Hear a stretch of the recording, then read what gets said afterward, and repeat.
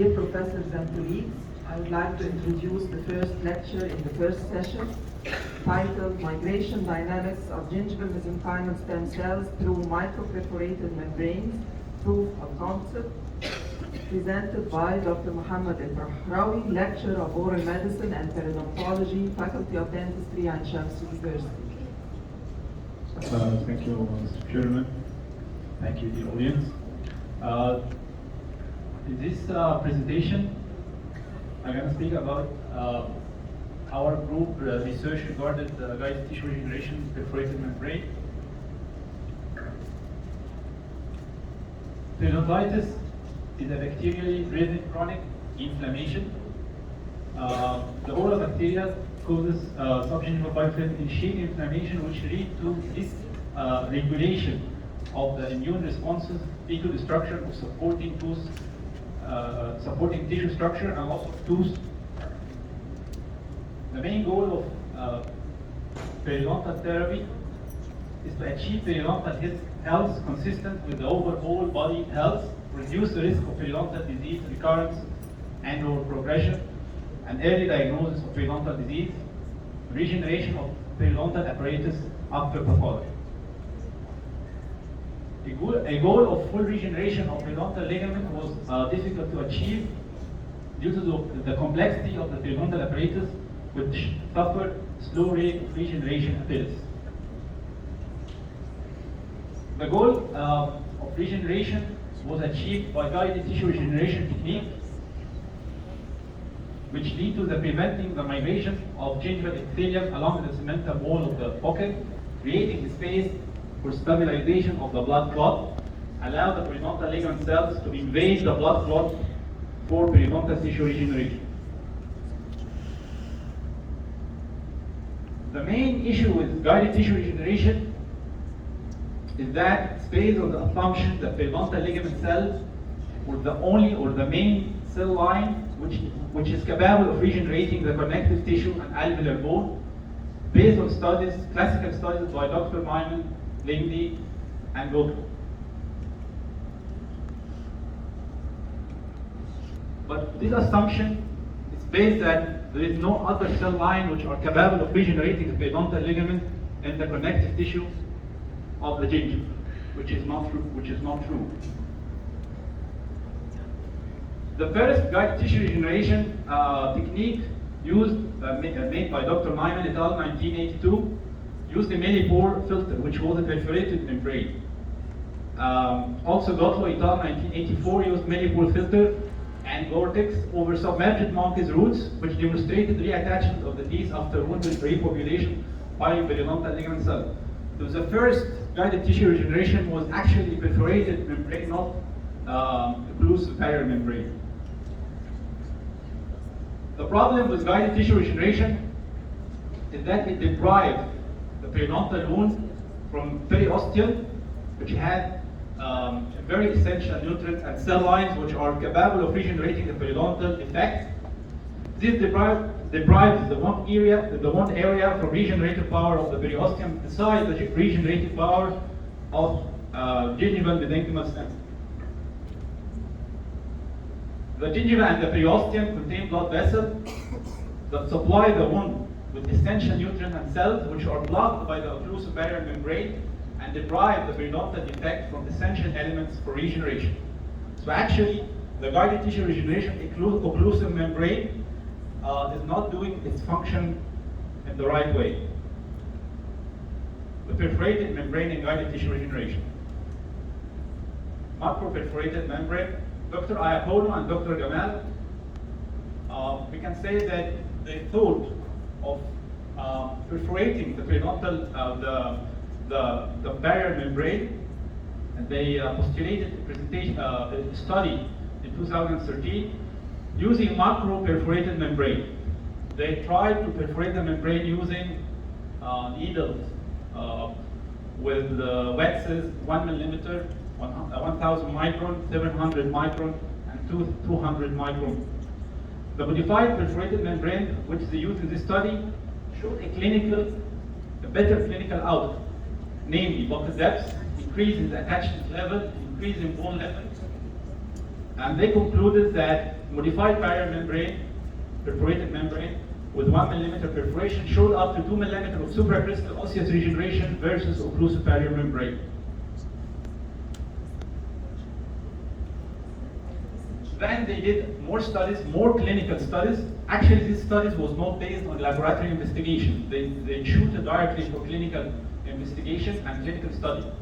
In 2014, and this is the year which I started to work on microperforated membrane in the United States of America, the study was designed to evaluate the level of bone morphogenic protein in gingival clavicular fluid in the early stages for sites treated with modified perforated membrane compared with occlusive membrane.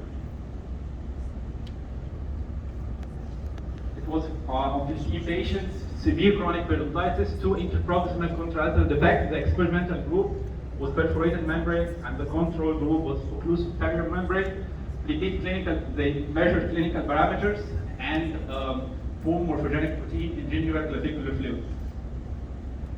Again, they proved that bone morphogenic protein, the clinical outcome was improved significantly in the perforated group, and the bone reduction decreased, and the bone morphogenic protein was peaked in 2 groups with more significant BMB2 in the perforated membrane.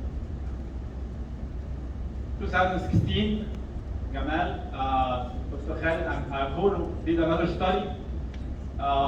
They measured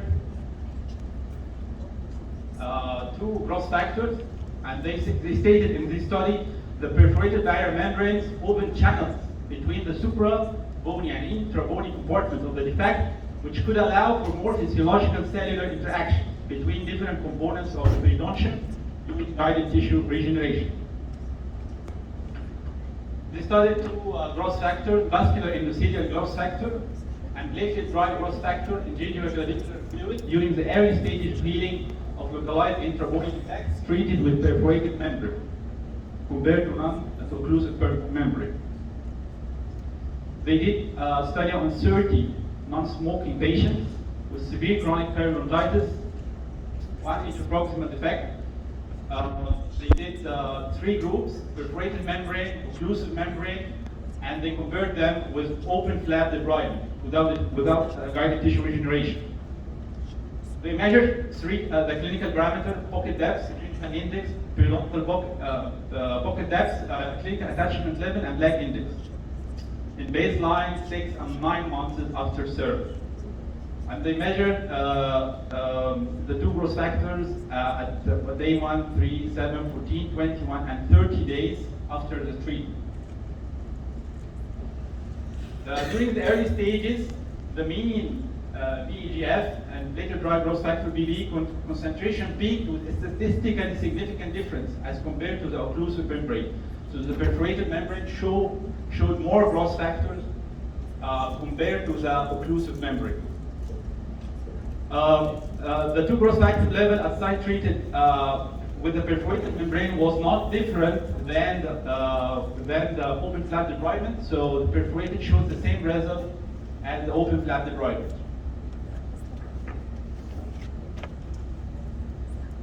But the growth factor decreased sharply after 3 weeks and 1 month, with no significant difference between the 3 groups. And after 9 months, the perforated membrane showed better clinical parameters. Then they decided to prove these clinical studies by laboratory investigation. So they made it the other way around. After a series of clinical studies that proved the clinical significance of macro-perforated membrane in improving periodontal parameters and periodontal regeneration, Gamal et al. Published an in vitro laboratory investigation of macro-perforated membrane.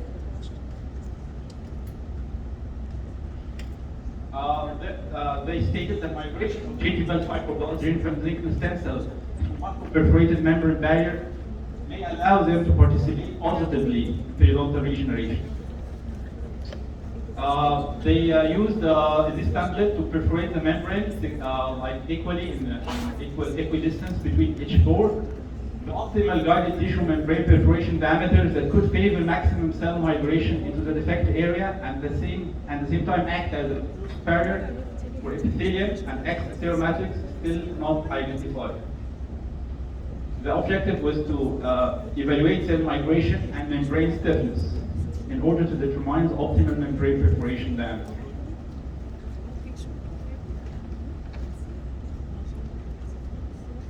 They cultured human gingival fibroblast, gingival ligament stem cell in 12 well-collagen-coated polytetrafluoroethylene transwell, which was manually perforated 200 micron, 400 micron, and 700 micron size pores.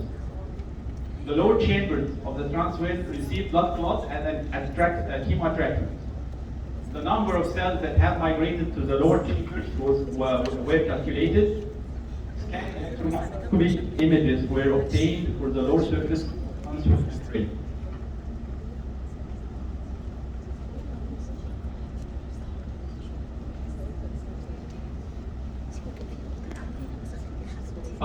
To mimic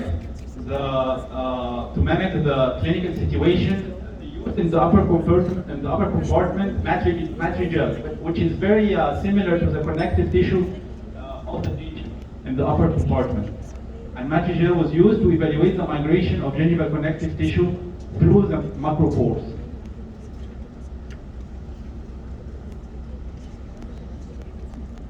Cells were incubated for 48 hours.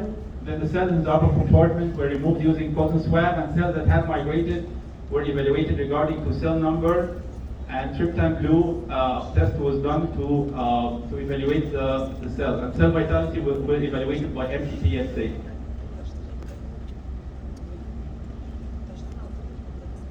They showed that 0.7 millimeter, 700 micron showed significantly higher values for cell migration. Here we can see a scanning electron microscope of this macroperforated membrane. Showed aggregates of blood elements and variable fibroblasts in fibrous matrices. These aggregates were found mainly on the peripheries of the perforation, and they noticed that the manual perforation show irregular outline. The very good result of this presentation is it showed that the matrigel went through the macropores.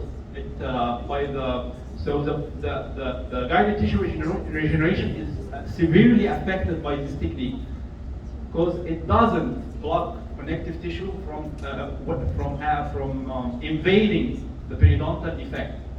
So the image shows extrusion of extracellular matrigel components through the center of pore for all groups. These findings suggest that macroperforated membrane loses its function as a barrier membrane and not totally inclusive for gingival connective tissue elements.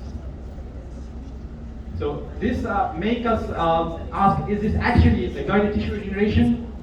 Because it does not block connective tissue. This will explain why there was no difference between perforated membrane and open flap debridement in 2016 study, as macroperforated membrane are not inclusive anymore, and guided tissue regeneration are not achieved. The significant clinical outcome might be achieved due to the degradation of the collagen membrane itself and not by the technique. So the good result in the clinical presentation, in the clinical studies, may be due to the collagen membrane. Here we can see that the fibroblasts or the stem cells are screening over the collagen membrane. This study conclusion, more investigation are required to test smaller membrane pore diameters in order to reach the perforation diameter that could be totally inclusive for the connective tissue elements and permeable for gingival stem cells and fibroblasts. Membrane perforation diameter that allows selective guided gingival mesenchymal stem cell migration needs also to be investigated. Here comes my studies. 2018, a published study testing the cell migration through microperforated membrane might help in managing the periodontal defect isolation from the surrounding regenerative elements. Macroperforation of the membrane eliminates its role as a barrier against gingival epithelium and extracellular matrix. Here we can compare between the microperforated and the macroperforated. To the left is 8 micron pore size, to the right is 200 micron pore size, which is the smallest pore size in the previous studies. We did the same thing. of isolation of the gingival mesenchymal stem cell, and we used three pore sizes, 24 micron and 3 micron, and polycarbonic acid with 8 microns. And we used the fatal bovine serum and the chemoattractant, and the general chemoattractant, and the control group was plain media without serum. And the migrating cells were counted in the lower compartment, and scanning electron microscope was made as a confirmatory test. We could prove that gingival mesenchymal stem cells can migrate through pore sizes as small as 4.4 microns, and the 8 microns shows the statistical significant more cell migration compared to the other two pore sizes, and the membrane is totally occlusive to the cell in absence of chemoattraction. So the membrane doesn't lose its occlusive barrier function. Scanning electron microscope images confirmed cell migration through the perforation.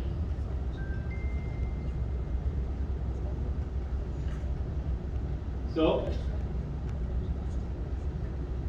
membrane microperforation 0.4, 3, and 8 micron are suitable bore diameter for gingival mesenchymal stem cell migration toward the chemoattractant media, with totally occlusive for cell migration in negative control, without affecting membrane mechanical or occlusive properties, which can be used to develop a guided tissue regeneration membrane with selective migration ability.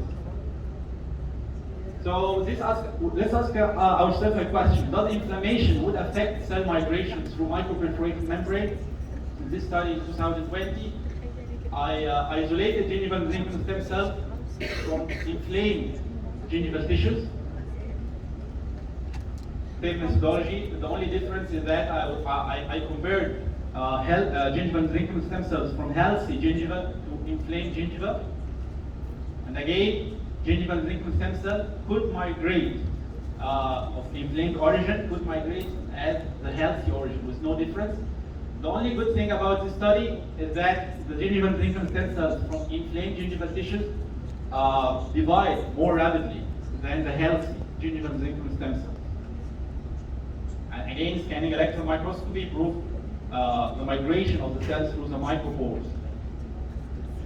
Inflammation boosts the proliferation abilities of stem cells. Stem cells from healthy and inflamed gingival tissue do not demonstrate difference in the migration abilities. Healthy gingival tissue appear to migrate significantly in 8 microns. My last study was, do we really have clinically or do we really have a homogeneous gingival stem cell in our studies? So I've decided to use another marker to be sure that the cells that I have in my study are pure stem cells and not fibroblasts. I was, in the absence of sole marker for stem cell, a homogeneous population of stem cell is difficult to achieve using CD146 as a confirmatory marker for stem cell. Testing the behavior of such homogeneous population in migration dynamics was a question to answer in this study in 2021. I've used two markers, CD146 and CD271, and I used magnetic sorting to isolate CD146. I achieved homogeneous CD146 population as compared to heterogeneous stem cell population. We used population doubling time and MTT test and the migration dynamic as the previous two studies. Again, I used patent bovine serum as a chemoattractant. The nice thing in this study, I found that CD146 represented 10% of the gingival stem cells I have isolated in this study, while CD271 was only 2%. So CD271 is not good for gingival stem cells because it does not exist in the gingiva in large amount. So I choose CD146. The nice thing about this cell is that CD146 homogeneous population migrated more rapidly than heterogeneous stem cells through 0.4, 3, and 8 microns. The conclusion: the subset of isolated stem cells showed CD146 marker. These cells are dependent confirmatory marker for gingival stem cell. A homogeneous CD146 population migrate more statistically significant than heterogeneous stem cell. My take-home message of this presentation that stem cells do exist in the gingival connective tissue, and depriving the wound from this essential stem cell line and cross factor and nutrients is not a good procedure. Macro-perforated membrane, 200, 700, and 1000 micron pore size destroys the barrier effect of the membrane, and hence guided tissue regeneration was not fulfilled as a technique. Gingival stem cell can migrate through micropores as small as 0.4 microns due to its amoeba-like diabetes motion, and hence micro-perforated barrier membrane can allow stem cell invasion of the periodontal wound. Using microperforated membrane with a special chemoattractant would create a new guided tissue regeneration technique by calling up the required cell lines to invade the periodontal wound while blocking other cell lines, which is the core of tissue engineering. This would create a selective barrier membrane where the clinician select which cell needed in the defect and block other cell lines which could hinder the clinical outcome. 8 micron pore size is the best perforation diameter, which would allow the largest amount of selected cell lines and nutrients and growth factors, while totally blocking other unrequired cell lines and hence maintain the barrier effect of GTR. A homogeneous gingival mesenchymal stem cell of CD146 clone migrate faster than heterogeneous cell population of senile stem cell and fibroblasts. Hence, we expect that these cell clones would migrate faster towards specific chemoattractant for CD146 receptor than toward specific chemoattractant, toward non-specific chemoattractant as fatal zero. Thank you. Thank you, Dr. Ibahawi, for this nice, interesting presentation. If you need any questions,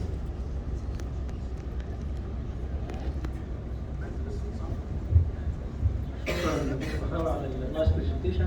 انا طول عمري يعني ده رايي الشخصي ان المايكرو برفوريشن is not suitable for occlusion criteria for guided tissue regeneration. عشان كده انا كنت في الاول لما قالوا الكلام ده دكتور ايكول ودكتور جمال انا كنت بتناقش معاهم وقلت لهم البور سايز اوف ذا مايكرو برفوريشن is too wide for the cells. لو احنا عاوزين نخلي اللي هي الجروث فاكتورز والاذر سيلز that we need micro pores not perforated manually. طبعا انت وصلت للكونكلوجن الاخير ده انا احييك ان هي ماكسيمم 8 مايكرون، وده كان رايي وده برضه كان تصوري ان انت لو احنا عملنا فتحه قد كده وعشان كل السيلز هتعدي والفايبروبلاست هتعدي والسيرال سيلز هتعدي مش بس اللي احنا عاوزينه. فانا احييك على السيناريو بتاع المحاضره والكونكلوجن بتاعك وشكرا جزيلا. هو بس الدكتور كونو والدكتور جمال كان معتمدين على الكلينيكال اوتكم، كانت الكلينيكال اوتكم كويسه جدا. بس هم المشكله ان هو المفروض ما بنعملش كلينيكال ستادي قبل ما بنعمل لاب انفستيجيشن ونعمل انيمال ستادي الاول. هم they went through directly to the clinical يعني clinical study without good science before. فالمشكله ان هي clinical outcome could be for many reasons. احنا مش عارفين we have a good clinical outcome. What is the reason of this clinical outcome? We need more research. But macroperforated membrane is not suitable. لأن طبعا هي not selective anymore and not acting as a processized membrane anymore.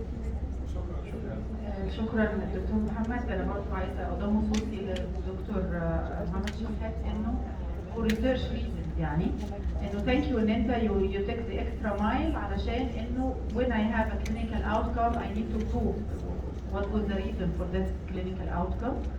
وطبعا اللي فعلا البيبر الاخيره هي كانت حلوه جدا لانها ده الكترون مايكروسكوب وفعلا بيبروف هو فين وايه الدايمتر اللي انا اقدر اشتغل بيه. ثانك يو سو ماتش.